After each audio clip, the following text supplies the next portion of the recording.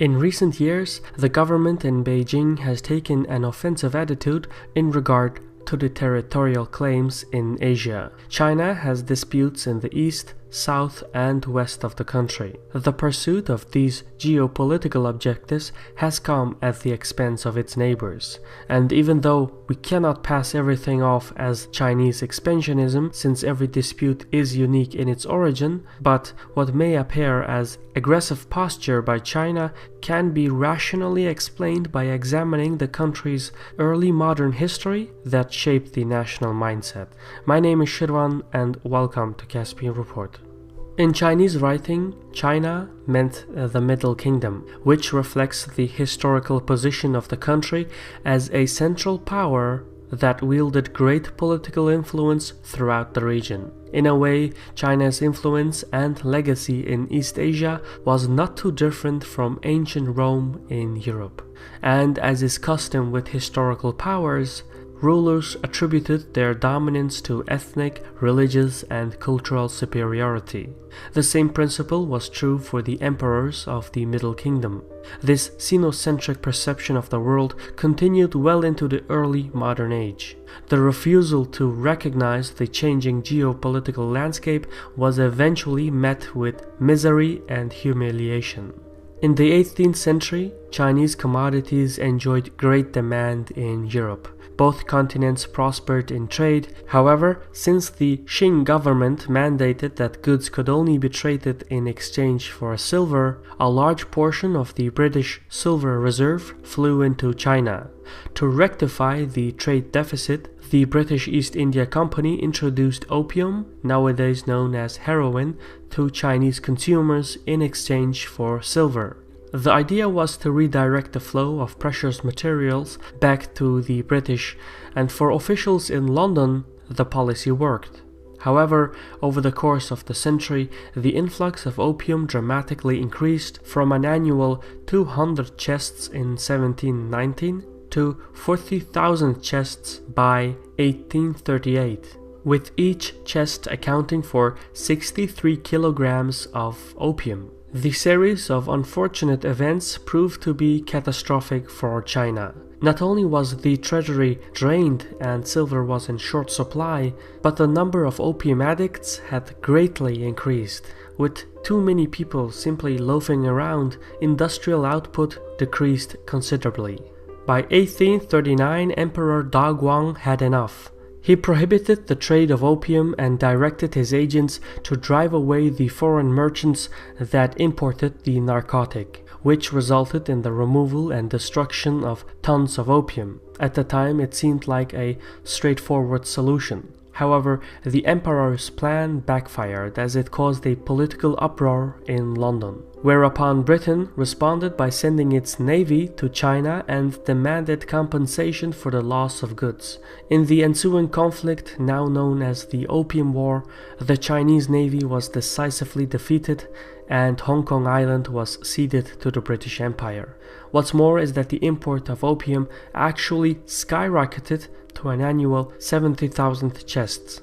To put this in perspective, in the mid-19th century, China's import of opium was equal to the global production of the drug between 2000 and 2010.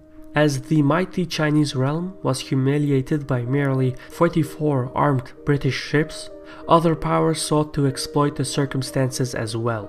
In the subsequent Second Opium War, the British, the French, and the Americans gained a dozen additional trading ports that allowed them unrestricted access throughout all of China. Furthermore, Christianity, along with opium, was legalized. Meanwhile, Russia annexed the northeastern territories of China, which is present-day Vladivostok and Sakhalin Island. In a remarkably short span of time, European nations, which were once perceived as distant visitors, had carved up a regional coalition in Asia and now threatened to subjugate the Middle Kingdom. All in all, the unfavorable terms of surrender were a painful embarrassment for the ruling elite of China. By 1887, additional concessions were made. The Qing government ceded the port city of Macau for perpetual occupation by Portugal. Furthermore, in the same year, the Yellow River flood claimed the lives of roughly 900,000 people, while an additional 2 million were left homeless. As famine and pandemic spread across the land and foreign encroachment closed in, China experienced a period of severe social unrest. In 1894 and 1895, the Qing dynasty lost influence over the Korean peninsula and the island of Taiwan. A Japanese force of 240,000 troops dealt the 630,000-strong Chinese army a devastating blow. By the end of the Chinese-Japanese War, the former ceded Korea and Taiwan in perpetuity. Eventually, in 1899, the situation reached its peak. A group of civilians formed the Boxer militia and sought to end the colonization of China and halt the spread of Christianity, the latter which became analogous to foreign presence. Empress Cixi watched as the militia converged to Beijing in support of her. Feeling emboldened and eager to demonstrate her resolve, she threw her weight behind the Boxer militia and declared war on the United Kingdom, Russia, France, Japan, Germany, Austria, Netherlands, Italy, and the United States, all of which threatened the Chinese dynasty's control of the realm. However, the Empress's measures fell short. The 9 nations responded in kind and deployed an army of 20,000 troops on the outskirts of the Chinese capital. The sophisticated militaries swiftly defeated the Chinese Imperial Army as well as the Boxer rebels in 1801. The final result was dramatic. Major cities such as Tianjin and Beijing were occupied and pillaged for over a year. The atrocities that were committed against the local population were exceptionally ruthless. The turn of events transpired so rapidly that it exceeded the grasp of the ruling dynasty. Then, in 1912, the final imperial dynasty of China was overthrown in a revolution.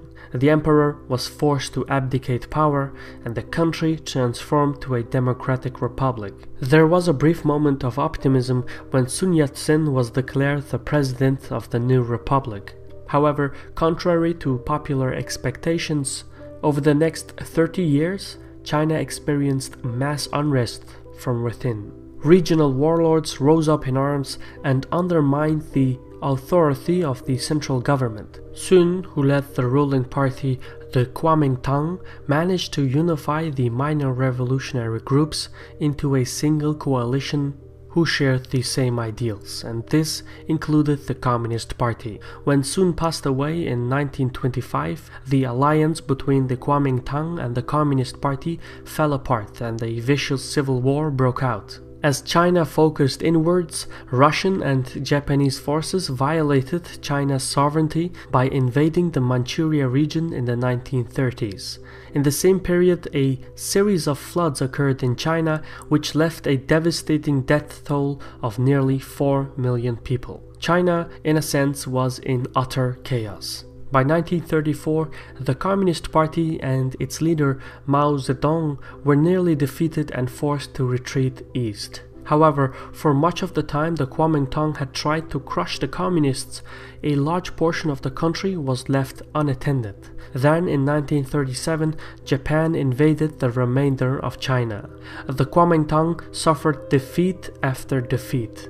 In the city of Nanking, Japanese forces abused and killed up to 300,000 soldiers and citizens. The atrocities became known as the Nanking Massacre and marked a turning point in the relations between Beijing and Tokyo. By the 1940s, the circumstances had reversed. The Communist Party, led by Mao, took advantage of the economic disparity between the wealthy coastal cities and the poor eastern provinces. He recruited peasants to fill the ranks of the army and set march for the coastline. For the first time in a long time, a Chinese military force was able to successfully stand up to foreign aggression.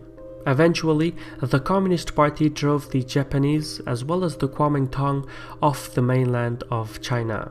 The leaders of the Kuomintang left with approximately 2 million people to the island of Taiwan, where they still maintained the Republic of China.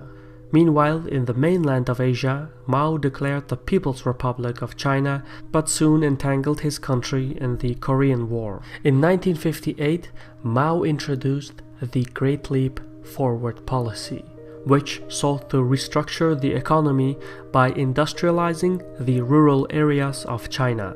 As such, all private farms were confiscated and placed under the care of the government. Millions of people were relocated from the agricultural sector to work in various factories. Officials of the Communist Party, who were under pressure to perform, exchanged crops for heavy machinery from the Soviet Union and overstated the production output. The ultimate result was a widespread famine that lasted from 1959 to 1961 and claimed the lives of roughly 23 to 55 million people. The failure of the Great Leap Forward resulted in a steady economic decline that lasted more than 20 years. As Mao's leadership abilities were called into question, he was marginalized from the ruling elite and practically stepped down as the state chairman of the People's Republic of China. Mao still remained the official and symbolic leader, but he took a backseat in the government. True power lay with the General Secretary Deng Xiaoping, who set out to rectify the failures of the Great Leap Forward policy. In 1966, Mao mounted a political comeback and sought to retake control from the political elite. He believed that in order to eliminate his rivals within the Communist Party, he had to introduce a state of perpetual revolution. In this framework, Mao launched the Cultural Revolution. The chairman galvanized the lower class of the society, which included frustrated students, farmers, soldiers, workers, and more, and advocated them to denounce and challenge the authorities. A paramilitary movement known as the Red Guards mobilized throughout the country and targeted anything that was traditional, such as buildings and artifacts, but they also subjected teachers, employers, and intellectuals to humiliation and violence. Millions more were effectively exiled to the remote areas of China for re-education purposes. Mao's consolidation of power under the guise of the Cultural Revolution worked. He retained full control of the state and party until his death in 1976. However, the legacy of his decisions are still felt to this day. It took the succeeding rulers decades to undo his work. All in all, for most of the 20th century, China has been shaped and designed according to the will of the communist government. In turn, the perception of the Communist Party is rooted in the post-Opium War era, which is recognized as the century of humiliation. As such, the time frame between 1839 and 1939 played a fundamental role in shaping the modern geopolitical mindset of China. In fact, in modern times, Beijing counts 21 agreements that were signed during the century of humiliation as the unfair treaties. So, hardened by the past, for China there is no valid reason to trust outside forces or international commitments. In fact, the majority of policymakers in Beijing believe that international law is merely an instrument to keep China in check and vulnerable. Most of the Chinese decision-making body adheres to the idea that their country was defeated because of its defensive geopolitical orientation. And so to overcome this, Beijing has come to the belief that it must become more like the West and take a militarily aggressive posture in regard to geopolitical objectives. Thus, in a way, China seeks to emulate the Monroe Doctrine by establishing exclusive control in the Eastern Hemisphere and thereby return the country to the forefront of the world. This Caspian report was researched and written in collaboration with Yong from Singapore. Just a quick reminder here, YouTube's adjusted algorithms have made the notifications less effective. Some viewers have not received any notifications for months.